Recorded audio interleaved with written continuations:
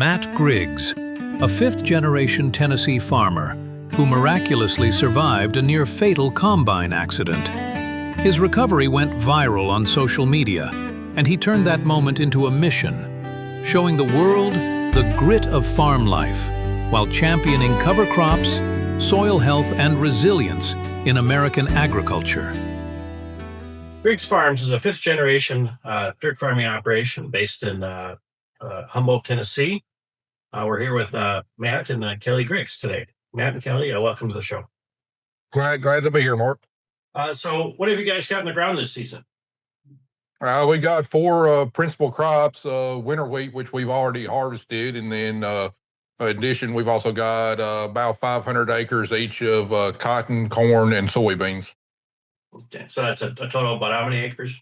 The total tillable ground that we work is 1,600 acres, but when you count the addition of planting soybeans behind wheat, we're getting two crops in 1 year. Total we farm around 2,100 acres. Sure. What motivates you guys to work in the agriculture business now that you're leading this big family operation? Well, for me, it's all I've ever known. I'm a fifth generation farmer. I was born into this family, and when I was growing up, it was primarily a cotton farm. My grandfather also operated a cotton gin, which actually that's how this farm started. Was with a cotton gin, with just some farming on the side, and then as a small countryside cotton gin became unprofitable there in the late '90s, my dad wanted to focus primarily on raising row crops, and we actually ginned our last crop in 1995 and shut the gin down, and then focused solely on raising row crops. In the meantime, I graduated college in 2002, came back to work with my dad, and unfortunately, he got terminally ill in the summer of 2005 in the middle of the season, and I was kind of thrown into actually running the farm myself. Met my wife Kelly in 2005. We got married in 2006, and I'll let you tell your side of it. So I did not grow up in farming. I grew up in the suburbs of Chicago. My mother was a special education teacher, and my dad was an engineer for a crane company that designed crane and hoists. So the only agriculture I ever knew was if Dad would take us out in October to way out past the burbs, and we'd watch the combines. So for me, I am 100%, I guess, what they call a first generation farmer. I moved to Tennessee in 2001, and then I worked for a restaurant hospitality industry that allowed me to move, and I opened and trained people in new restaurants. And then I met Matt in 2005, and then of course we were married in '06, and then I officially quit my corporate job in 2011 and went to work with him side by side. The restaurant side of things, those were both parts of the food industry, where it was grown and where it was served. Yeah, exactly. My family actually is in the family business. My grandfather worked for Ray Kroc and expanded McDonald's out west. And my family owned about 5 or 6. And my dad worked for them for a while, and then worked in Oak Brook, Illinois at corporate, helping my grandfather's business until he left the family business to go work for someone else. So I understand what family business is, and I understand the hard work that it goes into. What draws you guys to this lifestyle?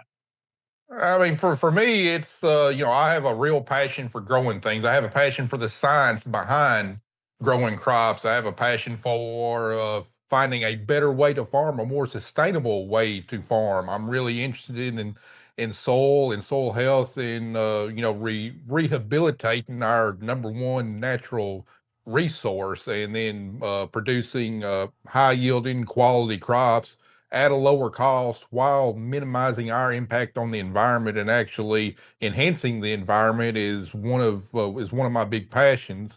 And then also over the last 7, 8 years, we've gotten real big in the social media world, expanded our presence, and we really enjoy showing others and teaching others how we farm, why we farm, how we think that we're doing a better job, and it's the wave of the future. We've We've hosted farmers and scientists and researchers from 3 other continents on our farm, showing them how we're making a difference with sustainable agriculture, regenerative agriculture, and that's the other big driving passion for us. How do you define regenerative? We define regenerative as still producing a crop while making the environment a better place than what it was, making our soil better than what it was when we started, and using as few synthetic inputs as possible while utilizing as many of the tools that Mother Nature provides us to kind of live in harmony with the surrounding flora and fauna to still grow monocrops because that's kind of how our agriculture is geared, but trying to do it in a sustainable way and doing a better job each year than what we did the previous year. You've touched upon, hosting people at your farm and different ways you kind of keep track of developments in the ag tech and, just the farming business in general. But maybe tell us some other ways that you, keep up to date on the new developments that are happening around the world in agriculture. Well, like I said, we're active on social media. We have friends from all walks of agriculture that even if we're not actively researching, just following what they're doing, we might see something that they're doing on their farm that we've never thought about, but it might have application on our farms. But I'm also really involved with university extension, doing trials for them. I get a lot of education from talking one on one with a lot of the scientists, university extension. We're in constant contact with a lot of agricultural companies that sell seed, chemicals, and fertilizers. And just by talking with them, we keep up on the latest trends of what might work. And then on top of all that, we do a lot of testing on our farm every year of different products, different practices. Not taking what the salesman says as truth, but actually testing ourselves to find out what's actually feasible and what actually pays on our farm. Yeah, I think also too, social media is a great tool to keep up with what's going on in especially the cotton industry because cotton is a specialty crop. So I've actually reached out to Australian cotton farmers because Australia cotton is huge. People don't realize that it is astronomically huge over there. And just talking with them, like what are they doing in their sustainable practices? Because, most of Australia is a desert. Like, how are they utilizing not, having water?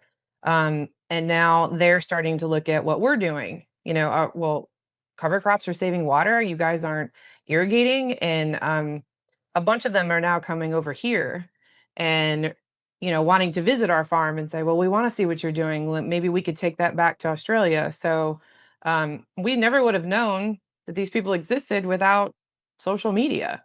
So that in itself is a wonderful tool to reach out to others in the same industry to find out what the new, how can we help each other out going forward? And as you're saying, once you develop those relationships, just the ability for people to travel back and forth, visit you, you visit them, and really learn a lot of things about these different best practices that are going on firsthand.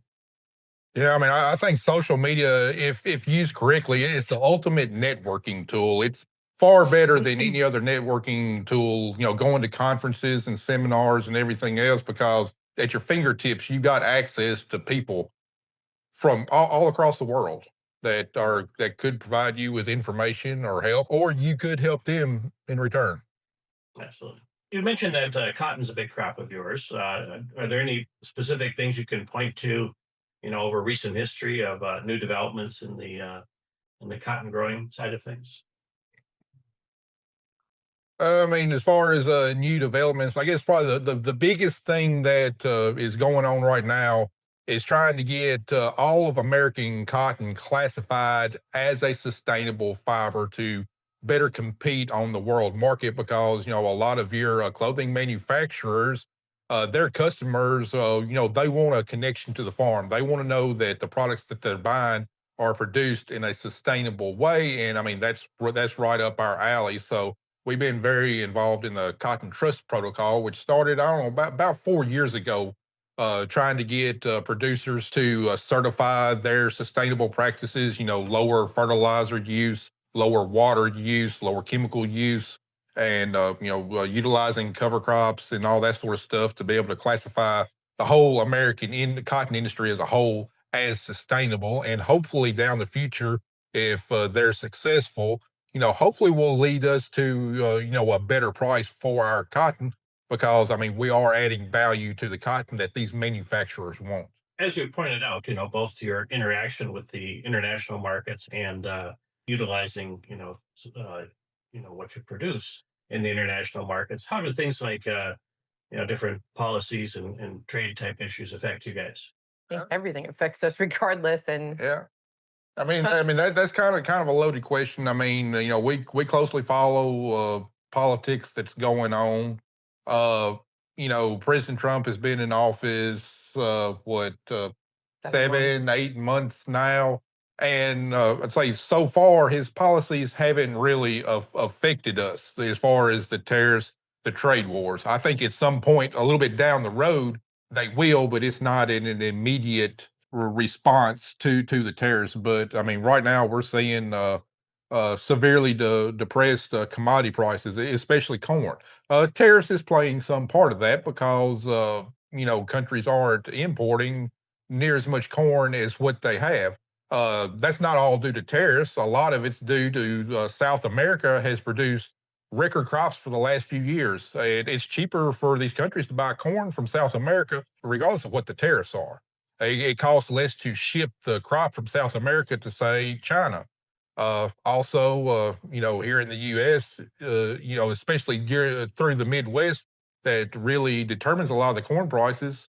They haven't had a bad year, a shortfall in production. A lot of the fringe areas like Tennessee, what happens down here really doesn't matter with the national commodity price, but a lot of what happens in the Midwest does. And they've seen really good years the last few years, and then this year they're predicted to have an absolute record year. The USDA report came out yesterday and raised the national average by 4 bushels an acre over what was projected last month, because they've had so much rain up in the Midwest. So while the political policies do affect us, what's affecting us more is basic supply and demand. We've got too much supply. We don't have enough demand.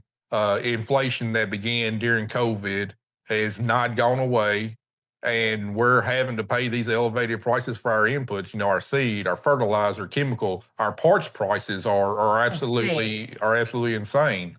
And all that went up a lot during COVID. They haven't gone down, but yet our commodity prices have declined. So that's really the toughest things facing us right now. You mentioned parts prices. Talk a little bit about some of the equipment that you guys use on your farm and maybe some of the new stuff you're looking at this next season. Nothing on our farm is new. I think the newest thing we have is a sprayer, and it's a 2018. And it had 5,000 hours on it when we bought it. We have only bought Just broken in. Yeah. We have only bought new once in our lifetime, and that was in 2014 when we were able to buy a brand new tractor. Everything on our farm is used and everything is paid for. So, there's nothing really new we're looking at because we can't afford it. And the last thing we also bought was a brand new planter because we've been working with one that was, really, really wore out, and Matt needed to get more with the technology side of it. So we upgraded our planter in 2019 before everything went to crap. So, then putting technology on it. So for us, there is no new anymore. You can't afford new. Well, we have a lot of equipment. We've got 5 tractors total. We've got 1 sprayer. We got 1 combine. We got one cotton picker. We got a planter. We got tillage implements that we really don't use. We got a planter. We've got a grain drill. And then several other things.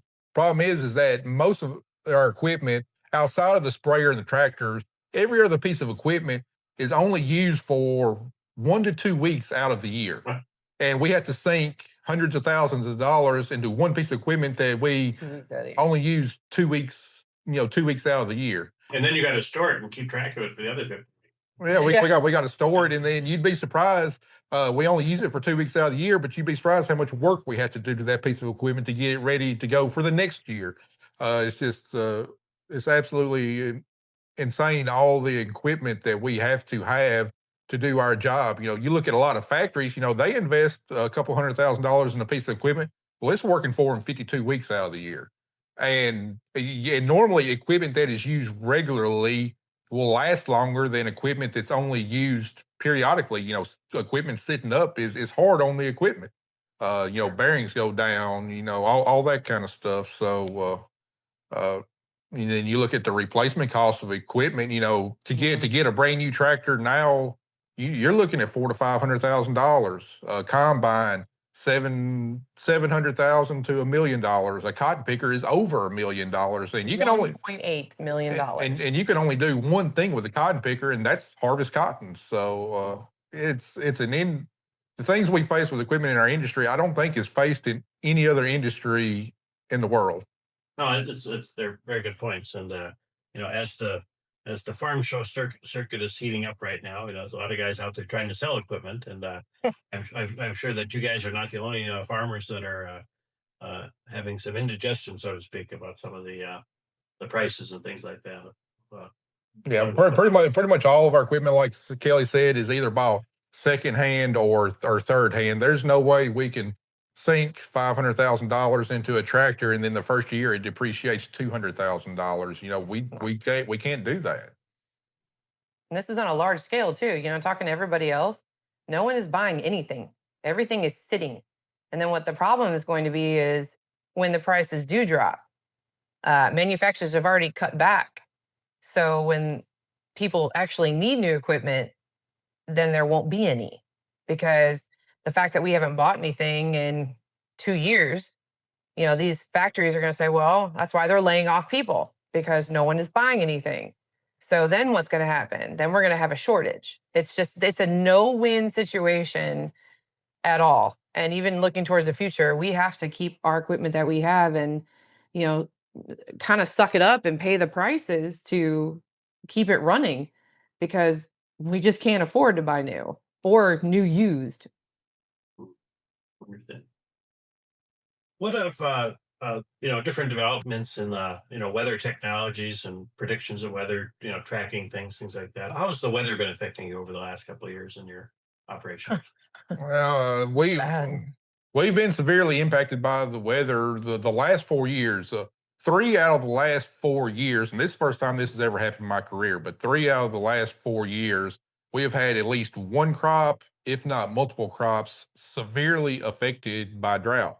Right now, we're in the midst of Drought. an ongoing drought. Uh, all of our farms are within an 8 mile radius of our home location, and the vast majority of our farms are going on 41 days now with less than a half inch of rain. And a big part of those days, we had really high temperatures, you know, 96, 97, 99 degrees. And it's really cooked a lot of our crops. All of our crops are suffering right now. And the same thing happened last year. All four of our crops were affected by drought last year. 23, we had very dry weather, but we caught rains just in the absolute nick of time. We actually had some pretty good yields in 23.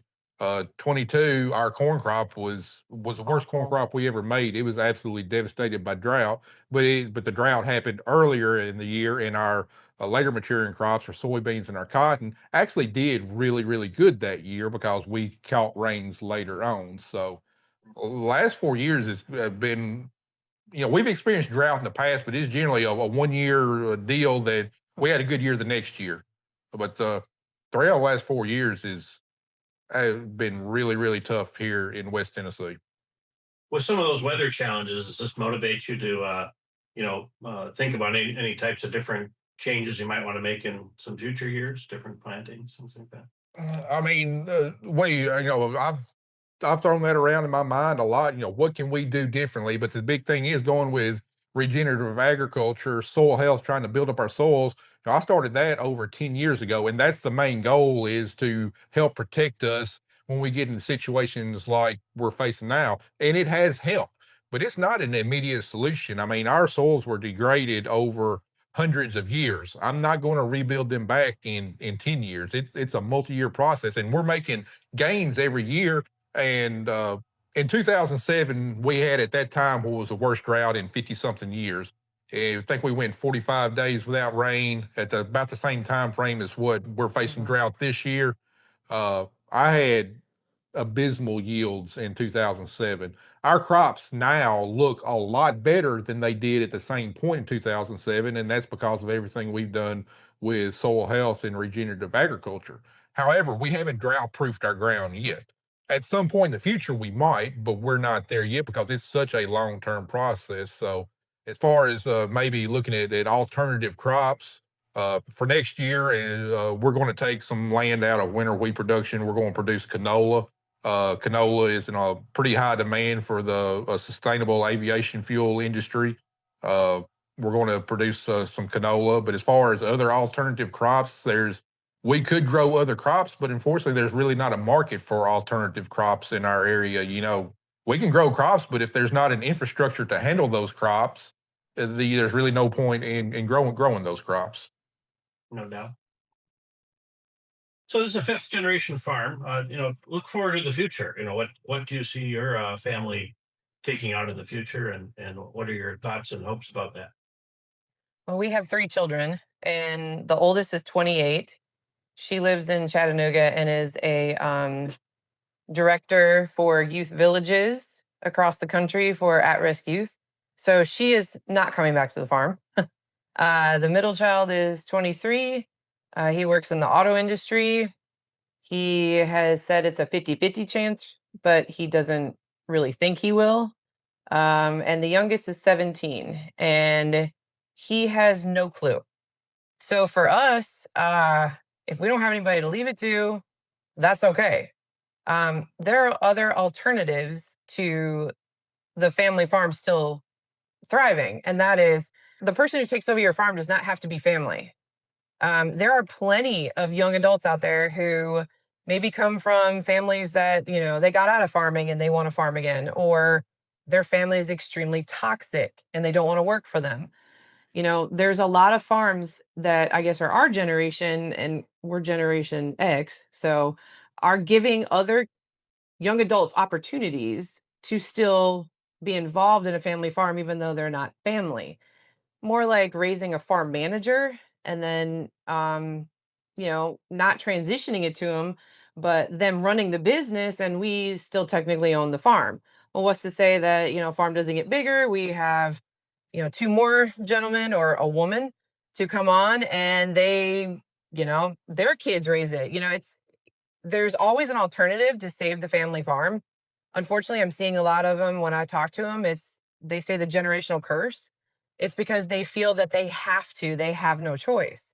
But I think with us slowly, what we're less than 1.8% of the population, we've got to find an alternative to saying, well, if my kids aren't going to farm, well, then we'll just sell everything off. No, we've got to give other young adults opportunities, and we're starting to see that grow more.